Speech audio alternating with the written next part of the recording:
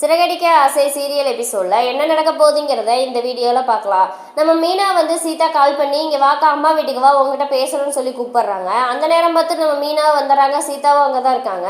வரவுமே என்ன சீதா வர சொன்னீங்க அப்படிங்கவும், என்ன நேற்று நடந்ததெல்லாம் உனக்கு தெரியுமா அப்படிங்கவும், தெரியும் உங்கள் மாமா சொன்னார், எப்படி உன் வீட்டுக்காரர் எப்படி இருக்காரு அப்படிங்கவுமே, ஏன் ஆளை வச்சு அடிச்சுட்டு இவ்வளோ தூரம் நீங்கள் நடிக்கிறீங்க அப்படின்னு சொல்லவும், என்ன சீதா பேசுகிற எனக்கு எதுவுமே புரியலை அப்படிங்குமே, ஆமாம் மாமா தான் வந்து ஆளை வச்சு இப்படி அடிச்சிருக்காரு அப்படிங்குமே, இல்லை சீதா ஓ வீட்டுக்காரர் தான் தப்பாக புரிஞ்சுட்டு இருக்காரு அப்படிங்குமே, அப்போ என் புருஷன் தப்பாக புரிஞ்சுக்கிட்டு இருக்காரு அப்படின்னு சொல்லிட்டு மாத்துக்கட்டில் 2 பேத்துக்குமே சண்டை வருது. சொல்லி பார்க்குறாங்க மீனா. அதுக்கு நம்ம சீதா வந்து எதுவுமே புரிஞ்சுக்காம, அருண் வந்து ஏதோ நாடகம் ஆடி எப்படியாவது இந்த குடும்பத்துக்கிட்ட இருந்து முத்துவை பிரிக்கணும்னு சொல்லி தான் இவ்வளோ தூரம் நாடகம் ஆடிட்டு இருக்காரு. ஆனால் அது தெரியாமல் நம்ம சீதா வந்து மீனா கூட சண்டை போட்டுக்கிட்டு இருக்காங்க.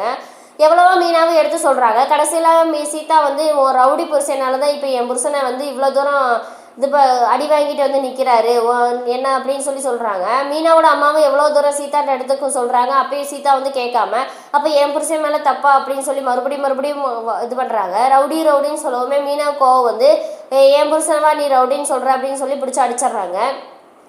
அடிக்கவுமே என் முன்னாடி நீ அடிச்சிட்டே, இனிமேல் உன் முகத்திலே நான் முழிக்க மாட்டேன் அப்படின்னு சொல்லிட்டு சீதாவும் போயிடுறாங்க. மீனாவோட அம்மா ரொம்ப ஃபீல் பண்ணுறாங்க. ஐயோ என் கண்ணு முன்னாடியே 2 பொண்ணுங்களும் இப்படி அடிச்சுட்டு சாகுறாங்களே அப்படின்னு சொல்லிட்டு ரொம்ப ஃபீல் பண்ணுறாங்க. சரி விடுமா அப்படின்னு சொல்லிட்டு மீனாவும் வண்டி எடுத்துகிட்டு வந்துடுறாங்க. வர வழியில் மீனா வந்து ஒரு பைக் மேலே ஏற்றிடுறாங்க. அவர் வந்து சத்தம் போட்டு எங்கம்மா கண்ணை புடனேலே வச்சுட்டு வர, ஒழுங்காக வண்டி ஓட்டிட்டு வர மாட்டேன் அப்படிங்கவும், தெரியாமல் இடிச்சிட்டேனே அப்படிங்குமே, இங்கே சீதாவும் போய் ஹாஸ்பிட்டலில் ஒழுங்காக வேலை பார்க்க முடியல, எதையோ பற்றி யோசிச்சுக்கிட்டே இருக்கிறாங்க.